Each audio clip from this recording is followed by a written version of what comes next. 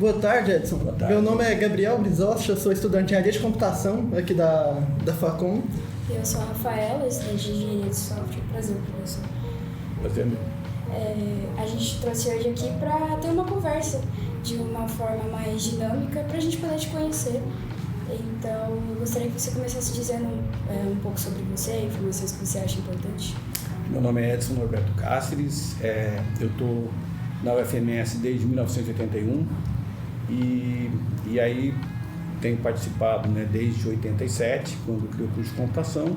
Fiquei algum tempo afastado, quando eu estive fazendo doutorado, depois um outro tempo quando eu estive fazendo pós-doutorado e também um tempo que eu tive cedido para o Ministério da Educação. Então, eu tenho estado aqui há algum tempo, né, principalmente com a computação, e vamos ver o que vocês querem saber. A história do senhor, mais ou menos, como foi para o senhor chegar nessa trajetória, até chegar na computação, falar, não, é isso que eu quero? Na época, assim, eu vim para cá, na época, em 81, eu vim para o departamento de matemática.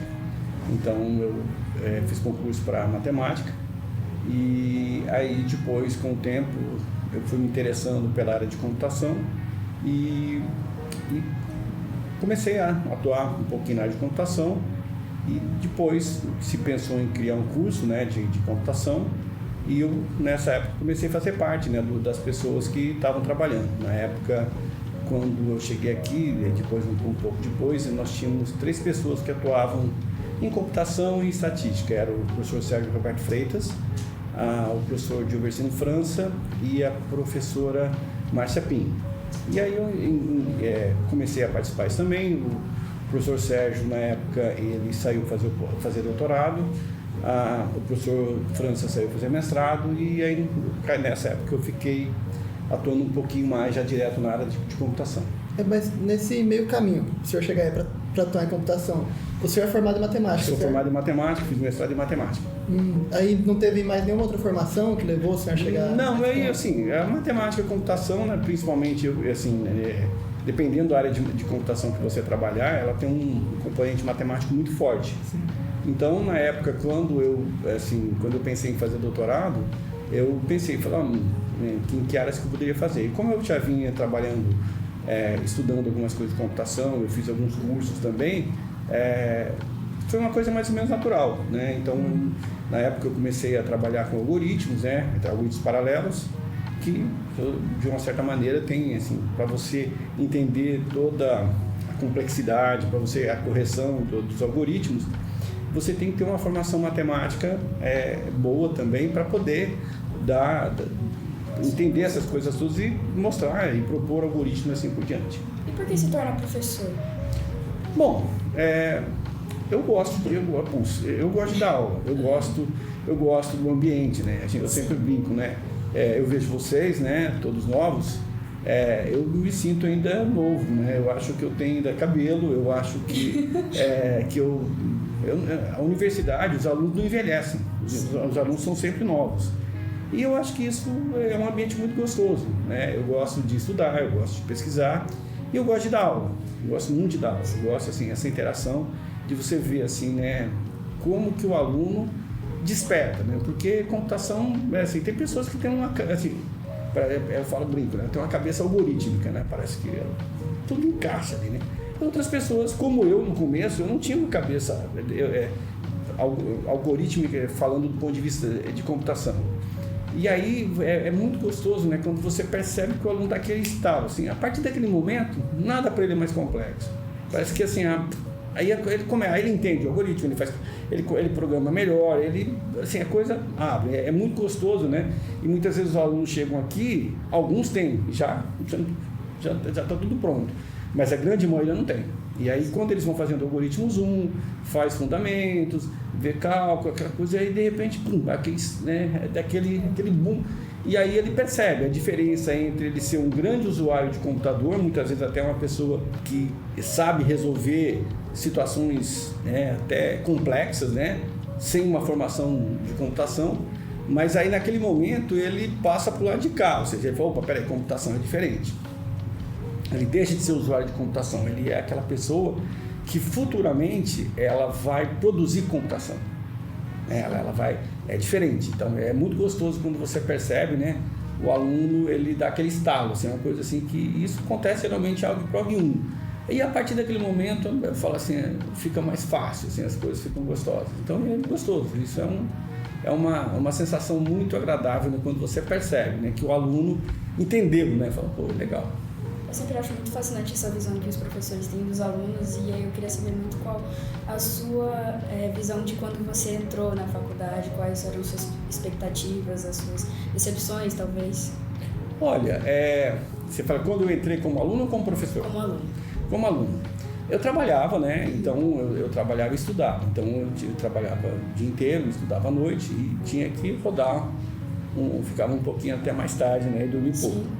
E aí depois, então era uma situação diferente, né? Então eu gostava de estudava matemática, né? Uma coisa para mim que era muito gostosa. E aí depois eu tive a oportunidade de fazer um curso de especialização na UNB, e aí eu fui ver que matemática era bem mais diferente do que eu tinha, muito mais diferente do que eu tinha visto na faculdade. Então aí depois eu fiz um curso de especialização, fiz várias matérias que seriam na época do bacharelado em matemática, e aí depois acabei indo para o mestrado, né? E aí, sim, é uma situação bem diferente. Aí você começa a ter o tempo todo para estudar, né? Então você tem o tempo todo para estudar. Que na época eu trabalhava e estudava, e a partir de um certo momento eu tinha uma bolsa, então para mim eu ficava o dia inteiro estudando. Então era muito prazeroso. E aí eu atuei também como professor na UNB um período, aí trabalhei em outros setores. E aí surgiu a oportunidade de fazer concurso aqui no Mato Grosso do Sul. E aí, porque em 77 foi a divisão do Estado, né? E logo em seguida foi criada a Universidade Federal. Então estava sendo criado um curso de matemática. Então eles estavam contratando gente nova, então eu vim fazer um concurso, né? E aí era, assim, a minha expectativa na época era então de como nós termos um ótimo curso de matemática, né? Então aí depois a trajetória acabou que eu fui, né, estimulado principalmente pelo professor Sérgio Roberto Freitas a começar, né, a dar aula de introdução à ciência da computação, né, que nós chamávamos assim. E aí eu comecei, né, e aquilo para mim foi uma passagem muito natural, né, não teve assim, aí comecei a estudar banco de dados, comecei a estudar engenharia de software, comecei a estudar lógica, programação lógica, né, que na época uma linguagem que hoje em dia não se fala muito, que era o Prolog, né, que era uma ideia de você programar com lógica, né, foi um outro boom da inteligência artificial também naquela época, usando uma outra ideia, mas já se falava em redes neuronais, né, então era um outro momento. Mas eu sempre me interessei muito, eu gostava muito de engenharia de software, gostava muito de banco de dados, mas eu gostava muito de algoritmos. Então acabou que eu tive a oportunidade de trabalhar com pessoas maravilhosas, né, na área de algoritmo no Brasil, e foi assim, foram escolhas que para mim foram prazerosas, né, assim, do ponto de vista de olhar. E como eu falei, né, a universidade, assim, por que eu gosto da universidade? Aqui os alunos são sempre novos, sempre jovens, sempre, todo ano aquela turma nova entra, aquele sorrisinho, tipo assim, olha, né, sonhando, olha, eu quero, né, uma outra visão. E é gostoso, né, porque você vê aquelas pessoas aí depois, e tem outra parte também, né, como a gente está aqui há bastante tempo, né, eu e outros colegas, aí você encontra, né, outras pessoas que foram para a indústria, outros foram para a academia, outros abriram empresas, e é gostoso você conversar com eles e você ver que eles são pessoas felizes, né, da escolha que eles fizeram, né? Outros mudaram de área, fizeram outros cursos, né? Mas a gente fica contente quando você percebe que a UFMS, né, contribuiu para a formação dessas pessoas, né? Primeiramente lá na matemática, né? Por exemplo, o Mongeli é formado em matemática, né? Depois que ele foi fazer mestrado em computação. E então é muito gostoso você ver que as pessoas tiveram, assim, tiveram um pulo, né, do ponto de vista intelectual, né, foram fazer mestrado, foram fazer doutorado, outros deram um pulo do ponto de vista na área da indústria, né? Então criaram uma empresa ou trabalham numa grande empresa. Então isso é gostoso. Esse Prolog que o senhor falou, é basicamente um Portugal que a gente tem hoje em dia? Não, ele era baseado em lógica. E aí ele era uma programação que ele é baseado em certas lógicas, então você conseguia tirar conclusões. Então é uma linguagem que ela tratava, né, você programava ela para ela responder perguntas. É como se fosse um FTC ali, a disciplina de FTC. Não, é mais, é uma linguagem que ela era pensada, assim, a ideia é que você tem lógica de primeira ordem, segunda ordem, né? E aí a ideia era que com esses conceitos de lógica e com a linguagem, você conseguiria, né? Ou seja, o programa, né? Você faria um programa que o programa, no final, ele chegaria numa conclusão. Né? Em cima das respostas que fossem sendo dadas. E o senhor parece ser muito apaixonado na área que atua, e isso vem desde sempre, desde a sua juventude? Eu acho que sim, não sei. Quando eu vou fazer alguma coisa, né, é porque eu estou apaixonado por aquilo, entendeu? Então, eu gosto, né? Então eu tento me dedicar ao máximo, né? Eu acho que mas sempre foi assim, né? Então tem vezes que as coisas não saem como a gente quer. Sim, né? Com certeza. Então, mas eu acho que eu sempre tento fazer com que seja da melhor maneira possível. Mas o senhor falou que tinha alguma formação em paralelismo, acho que foi doutorado que o senhor fez? Eu fiz doutorado, meu doutorado foi em algoritmos paralelos. Hoje em dia o senhor ainda pesquisa? Eu ainda, quando a gente faz um doutorado, assim, você gasta muito tempo pensando sobre aquilo, então você corre alguns riscos, né? Que você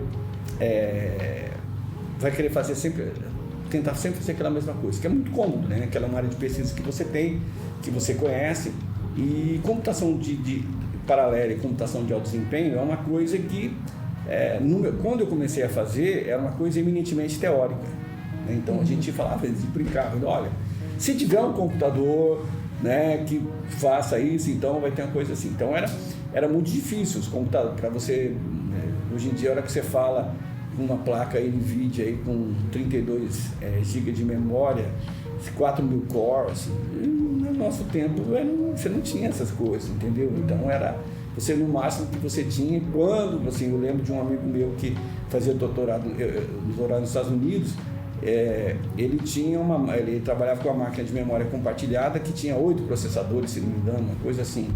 Eu cheguei a olhar uma máquina paralela que tinha acho que eram 4 processadores, uma coisa assim, e eram máquinas muito caras, era uma coisa assim.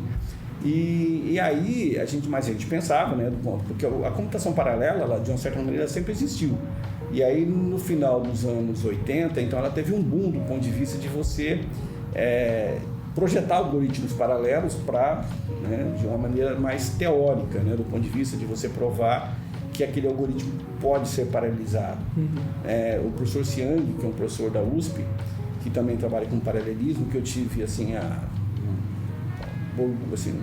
uma super oportunidade de trabalhar bastante com ele. Ele falava o seguinte, olha, tem certas coisas, imagina, ele gosta de dar esse exemplo, né? Se você tem que fazer uma valeta daqui até no Morenão, então se você pegar um monte de gente, bom, quem está ouvindo, né? Nós estamos na Facom, Morenão é um estádio que tem aqui na universidade, é um estádio de 35 mil pessoas mais ou menos.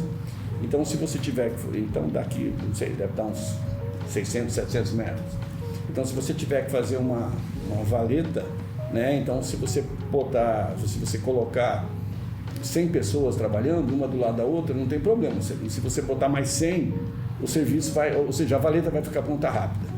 Agora, se você tiver que fazer um poço, não adianta você tentar botar 100 pessoas no fundo do poço lá para tentar tirar a terra, não vai dar certo.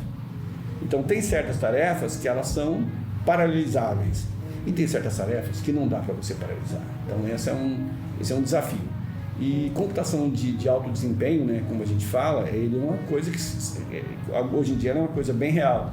Então, por exemplo, quando você vê um mecanismo desse de de inteligência artificial das mais variadas empresas que estão trabalhando com isso. Você olha, você imagina quanto de computação que tem que ter, computação paralela, né? Computação de alto desempenho, que tem que estar lá para poder fazer todas essas conexões, para poder processar essas coisas rapidamente e te dar uma resposta, para gerar aquilo. Então não é uma coisa simples. Então computação de alto desempenho, ela está no core, ela está no coração de praticamente de quase todos esses desenvolvimentos. Então para você fazer um jogo desses né, jogos mais modernos, né, que você precisa de uma super placa e uma super GPU para você brincar, você precisa de um poder computacional muito grande, né? Quando vocês não eram nascidos, né, então os joguinhos jogavam, teve um jogo que ele é vintage, né? Então se vocês olharem o Atari, então a gente brincava com o Atari, né? Então era uma coisa, jogava ping-pong, então era assim, era uma coisa toda devagarzinho, porque não tinha capacidade de processamento. Hoje aquilo lá parece brincadeira, né? O próprio Come foi um sucesso, assim, né? Na época você conseguia jogar xadrez contra o computador, agora, né? Eu não sou um bom xadrista, então até parei, falei, chega, não dá, né? Não dá. Então é outra coisa. Então você tem realidade virtual e outras coisas que virão, tá? Tem outras coisas vindo, né? Então, você olhar assim, o primeiro link de internet que nós tivemos, que foi maravilhoso, era de 64K para a universidade inteira, para Mato Grosso do Sul inteiro, né? Então, o que é 64K hoje? Mas naquela época não tinha problema, quase ninguém tinha site. No Brasil praticamente ninguém tinha site, tinha alguns sites no exterior, né? Mas então era tranquilo, não tinha problema. Hoje em dia, né, quase todo mundo tem em casa, tem aí no mínimo 1 giga tem, já tem. O comum hoje em dia pode ter 1 giga. Já tem 1 giga, né? Então é diferente. Aí você cata, por exemplo, 5G. Se você pega um celular 5G, né, celular aqui é melhor que o computador que está na minha bolsa, em termos de ele tem mais memória RAM, né? Então tem um monte de coisa. Você pega, eu estava testando um dia, 5G estava dando a taxa de 750 mega, então é uma coisa assim, 750 lá no centro da cidade. Eles estão fazendo o teste, não sei se, né? Então é uma coisa que é impensável, né, algum tempo atrás. Então com isso aí você vai ter oportunidade de fazer outras coisas, né? Então eu lembro um professor aqui da Facom, ele me encontrou um dia, né, quando a gente começou a falar sobre a internet, aí ele passou um tempo, ele veio falar para mim, olha, a primeira vez que você falou que todo mundo ia ter um computador, eu falei, ele achou que eu tinha tomado muito sol, alguma coisa assim. Que ele falou, mas eu achei que você estava louco. Eu falei, por quê? Eu falei, não. E agora eu vejo que a gente vai ter um computador. Eu falei, olha, eu não imaginava que ia ser tão rápido. Agora você no computador, não na mesa, mas no bolso, né? Então, essas coisas todas, então é muito rápido. Então vocês que são da área de computação, a gente tem, porque não adianta você aprender uma coisa, você fala, eu sei fazer isso. Aquilo lá muda. Por exemplo, aqui a gente está fazendo uma gravação, vocês estão filmando com 3 celulares, usando aqui, vai editar. E isso aqui antes, algum tempo atrás, para você fazer isso aqui, tinha que ter um super estúdio, tinha que ter toda uma infraestrutura, né? Como você imaginava? Vocês não, vocês, né, já estão nisso daí, mas, por exemplo, pensa 10 anos atrás, né? Como funcionava, né? Não tinha... Hoje em dia você pega, você fala, como é que você vivia sem GPS, né? Você tinha um mapa, né? Imagina São Paulo, era um mapa, o mapa era um catatal assim, grande, e aí você agora vai para a página, você estava na 32, agora isso aqui, ó, agora vai continuar na página 153, você passa 53 e olhando lá a rota. Então era uma outra dinâmica, né? Então a forma de serviços. Então, e é muito rápido. Então você pega, por exemplo, o Uber, né? Carro de aplicativo, né? Não fazem 6, 7 anos. Faz uns 6, 7 anos. Né? Você fala, olha... E aí é uma coisa assim, parece que... Antes, para você comprar uma passagem, você ia numa loja, né? Era legal porque aqui em Campo Grande era um dos poucos lugares que tinha ar-condicionado. Né? Você chegava lá, então, aí você entrava, você ia ser atendido e a pessoa tinha que ela tinha que escrever um bilhete à mão, né? Com carbono, era uns carbono. Então, se você tivesse uma passagem que tivesse várias paradas, né? Aí aquilo para cada trecho tinha que ter um papelzinho que a hora que você fosse embarcar, que ele arrancava e fazia o teu check-in manualmente. Então era outra velocidade, né? Então tem coisas que, né, a minha filha mesmo brinca, fala assim, não pai, você demora demais, né?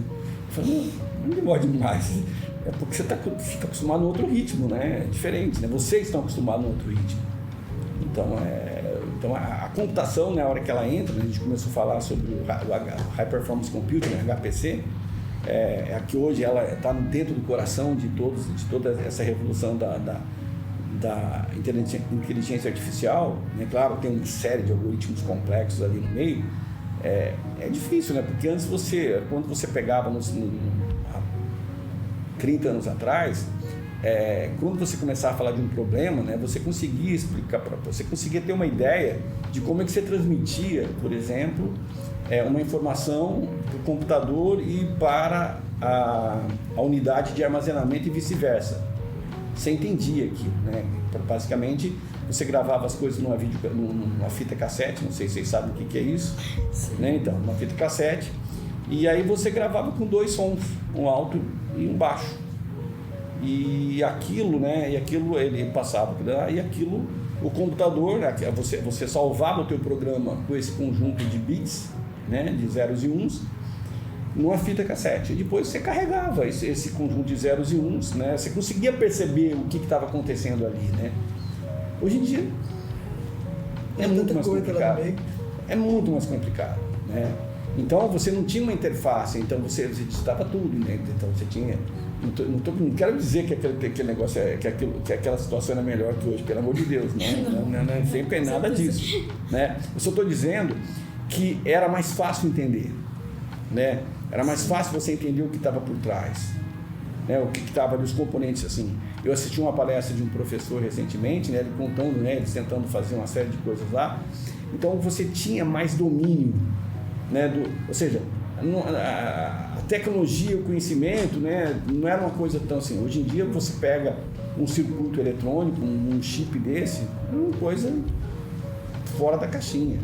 Então você trabalhar é muito sofisticado, então há toda uma super especialização, né, para você mexer com aquilo ali. Quem trabalha com a parte de hardware, né, que faz o desenho, né, daqueles circuitos todos, né, como é que faz aquelas camadas, aqueles layers, para depois, né, aquilo tem que ser testado, para depois ser miniaturizado, depois mandar fazer um filme, depois mandar para uma fábrica. E aí então a fábrica de chip é um negócio assim, né, do outro mundo. Então essas coisas todas, elas chegam a assustar, né? Falam, meu Deus, o que é isso, né? O que é que está por trás disso? Mas aí você tem que, por outro lado, você pode se olhar, né, que nós conseguimos, ou seja, a humanidade conseguiu mandar o homem para a Lua com um computador bem limitado, né, perto do computador de hoje. Mas para qualquer celular que tem no bolso. Com certeza, com certeza, entendeu? Então, mas por quê? Porque o mais importante não é o poder computacional. O poder computacional te dá rapidez e te permite resolver problemas que antes você não conseguia resolver. Mas as ideias já estavam lá atrás, assim, Então, o computador, né, ele é o, digamos, o facilitador para você resolver problemas. Então, isso é muito importante, a gente tem sempre essa ideia, né? Apesar de o pessoal falar, eu pus lá num essas máquinas de ar, né, que tem aí hoje, fez isso assim, sabe? Bom, ele saiu cavucando um monte de coisa, né? Saiu procurando e fez as associações que tinham que fazer. Mas a massa, a ideia está lá, entendeu? Então é importante a gente lembrar disso. Eu sempre gosto de pensar, poxa, a gente conseguiu mandar um homem para a Lua com um computadorzinho bem simplesinho. Então, né, ou seja, é isso que é interessante, né, na humanidade. E o importante é a ideia, né, a criatividade, a criação. E é lógico, se você tem boas ideias, boa criação e você tem as ferramentas, é mais fácil. Quantas e quantas boas ideias não floresceram porque naquela época não tinha ferramenta que era possível implementar. Né? Então, essas são coisas que vai para lá e vai para cá. O senhor estava falando da complexidade para entender, tipo, por exemplo, o processador hoje em dia, o quão complexo é. Eu noto muito isso, por exemplo, eu saí de um software que eu estou usando, eu programando em Python aqui, por exemplo, que é uma linguagem bem alto nível, e a hora que vai tentar compreender, tipo, o processador de hoje em dia. Acho que para o aluno fica muito vago, pelo menos para mim acaba ficando algumas vezes. Mas tem tantas outras coisas que não... Na realidade, assim, você tem várias camadas, né, que vão estar ali dentro, que até chegar lá, no fundo, assim, essa técnica, assim, é só você lembrar o seguinte, olha, tudo que eu coloquei aqui são zeros e uns, e o processador lá, ele processa zeros e uns rapidamente. Então, isso é assim, mas de qualquer maneira, a hora que você olha, por exemplo, um jogo desses de última geração aí, ou você pega um aplicativo desses mais... vamos pegar um aplicativo do tipo de roteamento numa cidade. É uma coisa assim que se você para pensar, fala, poxa, né? O que está embutido ali? Tem muita coisa embutida. Ali tem embutido capacidade computacional, algoritmos combinatórios, você tem interface, né? Você tem interatividade, que você pode falar, tem um buraco aqui, você clica lá, tem um buraco, o trânsito está ruim. Então, se você fala, poxa, né? Campo Grande. Mas em qualquer cidade que você tiver, qualquer cidade, tem lá, tem mapa, tem tudo. É uma coisa assim que para mim é assim, é difícil assim, você fala, tanto de coisa assim, ó, você olha ali, né, você coloca uma interface, por exemplo, né, do Waze, por exemplo, ou de qualquer outro aplicativo de mobilidade urbana, você imaginar o tanto de camada que tem ali até chegar num computador, né, é muito sofisticado, é uma coisa... Ali tem informações, tem mapas, tem roteamento. E aí você muda, ele já fala, ó, agora você pensa no seguinte, você fala, tudo bem, se fosse só eu, mas é o mundo inteiro que está usando aquilo e ele está calculando para todo mundo, um novo caminho, coisa assim por diante. Então, isso assim, são das coisas que assim, que eu sempre paro, né, porque é muita coisa, é muito sofisticado. Então, isso pode até, num certo ponto, né, deixar, eu falo para os alunos, olha, você tem que pensar o seguinte, você era um grande usuário e é claro, você tem, para você fazer um software como um Waze, por exemplo, é muito difícil, né? Você vai trabalhar numa equipe, vai pegar uma ponta, vai desenvolver. Assim, nessa área, assim, eu acho que a gente, em alguns setores, nós ficamos muito próximos, porque a gente tem trabalho muito próximo da engenharia, né? Mas a nossa engenharia, no primeiro instante, era uma engenharia baseada em conceitos mais simples. Assim, não é conceito mais simples, conceitos de mecânica, assim, você fazer uma casa é uma coisa que envolve muito trabalho, mas você consegue fazer uma programação, é uma coisa que você, né, nós já vimos a gente já observou lá, você fala, tem que ter alicerce, tem que ter parede, tem que ter cálculo estrutural, tem uma série de ideias, né, que estão ali dentro, né, que um engenheiro vai materializar tudo aquilo e conseguir, no final vai ver aquela casa, um engenheiro e um arquiteto. Então, na computação, o nosso software, vamos pensar assim, que a gente fazia, era uma coisa que a gente baseava muito, né, nessa produção da engenharia. Então, tem o prazo para entregar, aquela coisa toda. A hora que você vê um software, por exemplo, como o Waze, você fala, aí ou seja, é engenharia também, só que uma engenharia mais próxima, né? Vou fazer um paralelo aqui perigoso, né? Toda vez que você faz paralelo, você corre o risco, né, de alguém falar, bobeira. Mas, por exemplo, a gente saiu de construir, aí a gente passa, né, para um outro nível, de estar pensando em construir uma barragem, porque você tem outros componentes muito mais complexos que você tem que pensar. Então, se você ficar, por exemplo, na parte de engenharia civil, então nós saímos, assim, no primeiro instante que a gente fazia software, um software de uma folha de pagamento, o software de um motor de estoque. Então nós, assim, fazendo uma associação muito,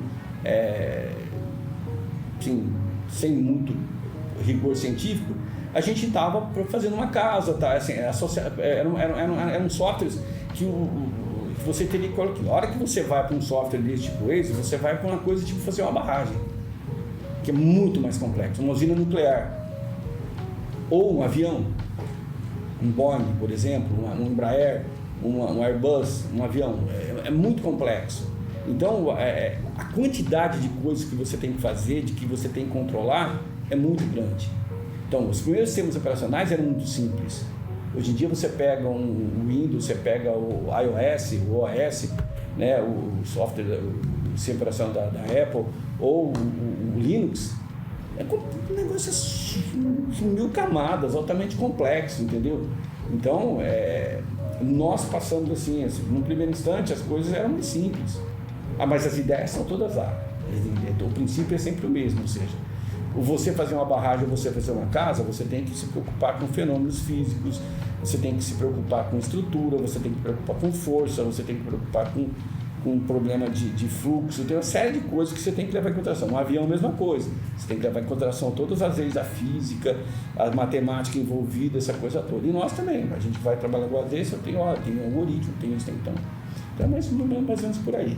Mas assim, é muito diferente de você, ou seja, na década de 70, você fazer um software na área de, por exemplo, nós fazemos software na área de um banco de dados, vou fazer um sistema de controle de estoques. Fantástico.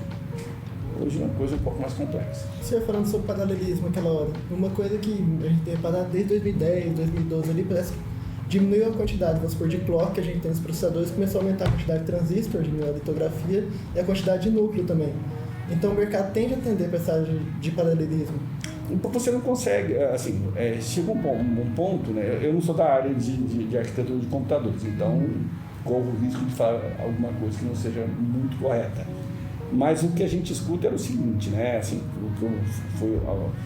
você tem uma situação onde você não consegue colocar mais velocidade. Então, chegou um ponto que não cabia mais. Então, a tendência é você começar a trabalhar com paralelismo. Então, você trabalhar com mais núcleos. E aí começa a coisa a ficar complicada, porque quando você trabalha com mais núcleos, esses núcleos têm que trabalhar de uma maneira colaborativa entre si, para poder ter eficiência. E aí as coisas ficam mais complexas. Então, o sistema operacional tem que ser mais complexo, os algoritmos são mais difíceis, então todos os controles lá que funcionam muito bem, que de uma certa maneira você já havia se explorando isso, a hora que você trabalhava com threads, né, que você trabalhava com várias formas, né, pipeline, uma série de estratégias, cache, ou seja, uma série de estratégias que você colocava ali no teu computador, isso aí chegou um momento que fisicamente você não conseguia melhorar mais, né? Com o risco de aquecer demais, essa coisa toda. Então aí vem outras ideias, isso é uma coisa que é mais ou menos cíclico, né? Então hoje em dia é normal você ter um conjunto de GPUs, né, trabalhando em conjunto. Só que aí você tem que trabalhar para que essas GPUs consigam ficar totalmente ocupadas, né? Então, Você falando sobre GPU, ontem eu tive um probleminha bem interessante, que é basicamente fazer um backup do meu computador. Só que o meu processador, a pasta térmica dele já está vencida, até pedi outra, só que está esquentando muito. Aí que eu estava pensando numa forma de usar a placa de vídeo, porque ele estava esquentando e basicamente encerrava o processo, não deixava porque ele estava usando muito processador. E tem alguns métodos já que eles criaram, tipo um paralelismo, para usar a placa de vídeo para compressão. E é até engraçado que não tem sem perca de dados, porque no geral quando você vai tentar paralelismo, essas coisas, a compressão é um negócio complicado dessa área de backup, não sei o quê, porque tem perca de dados normalmente, para muitos threads, essas coisas. Aí Aí eu vi que tem até alguns métodos, só que eles não conseguem ser eficientes até certo ponto. No caso, a taxa de compressão abaixa. Você vai pegar do processador que tem 0.1, 0.15 ali, e uma placa de vídeo tem 0.7, 0.6, pelo menos métodos que eu vi. Só que é rápido, só que é muito rápido. Assim, a tendência, né, quando o pessoal começou a trabalhar, ampliar a capacidade das placas de vídeo, a ideia era de dar mais capacidade gráfica. Só que as pessoas perceberam, né, que era possível você fazer mais coisa além disso. Então, é uma coisa e serve para várias outras coisas. Então, assim, mas essa é a dinâmica da computação, ou seja, ela é muito rápida, né? Ela, assim, então a gente tem que tomar muito cuidado, né, de não ficar entusiasmado especificamente só com uma coisa, porque essa coisa ela pode mudar muito rapidamente, aí você fica, né, que é isso? Então é importante que você saiba sempre, olha, se você olhar, por exemplo, vários grandes nomes da computação são pessoas que aprenderam computação na década de 60. E eles estão gerando inteligência, essa coisa toda. Então, o que é importante? É importante você saber o que é, ou seja, o que te faz raciocinar, né? O que é que tem na computação que é aquilo que é core. O Emerson Pistori, ele foi aluno nosso aqui, ele recebeu um prêmio de aluno de destaque, e ele falou, né, que não cumpriu que algumas coisas que ele achava que não vai servir para nada, né, coisa assim, que ele percebeu que aquilo era fundamental na vida dele, foi fundamental na vida profissional dele. Então, aquelas coisas que são base, né, que vocês, né, com os conceitos básicos, eles são fundamentais, eles não mudam. Muda a tecnologia, mas o conceito é o mesmo, né? Então, muitas vezes o aluno fala, mas por que eu vou aprender isso aqui? Já estão fazendo do lado, né? Por que eu vou aprender a andar de um carrinho com motor desse jeito aqui, se posso andar numa McLaren, né, ou numa Ferrari? Só que para você aprender a dirigir, você tem que aprender devagarzinho, né? E algumas vezes é angustiante, né? Porque você quer resolver um super problema. E hoje em dia já até melhor, mas é importante que você entenda o princípio. Hoje em dia você pega, por exemplo, uma linguagem como o Python, você consegue resolver problemas que com outras linguagens era muita linha de código. Hoje, com as bibliotecas que você tem no Python, eu até brinquei, falei, não, tem isso também, né? Então, rapidamente você consegue, se você tem uma boa ideia, você consegue ter uma boa solução, ou seja, implementar aquela solução é custosa. E o que eu falo, é importante que a gente sempre lembre, o que a gente faz? A gente ajuda a resolver problemas usando um computador. Então, o computador é a nossa ferramenta. Então, eu tenho que saber resolver o problema e eu tenho que saber usar o computador. Mesmo para essas máquinas de IA que você tem aí, você tem que saber o que você quer. Se você não sabe o que você quer, então você não tem problema, né? Então, não tem problema para resolver. Então, não precisa de computador. Tá? Então, é isso. Eu queria fazer uma última pergunta. Sim. Se você tem algum conselho, qual o melhor conselho que você já recebeu, se você desenvolveu alguma coisa assim, para quem está ouvindo, e para a gente também. Olha, eu acho que a primeira coisa, né, que você tem, que eu acho que é super importante, é você gostar do que você faz. Você tem que pensar o seguinte, vocês estão escolhendo uma profissão que, né, por mais que você atue aqui ou ali, mude alguma coisa lá, ela vai permear a tua vida um bom tempo. Então, você tem que gostar do que você faz e ser feliz com aquilo. E pode parecer uma coisa brincadeira, mas a coisa mais importante para a humanidade é a felicidade. Então, eu acho que se você consegue fazer uma coisa que você gosta e ser feliz com aquilo, é um segredo. Muito obrigada. Imagina. É um prazer estar com o senhor aqui.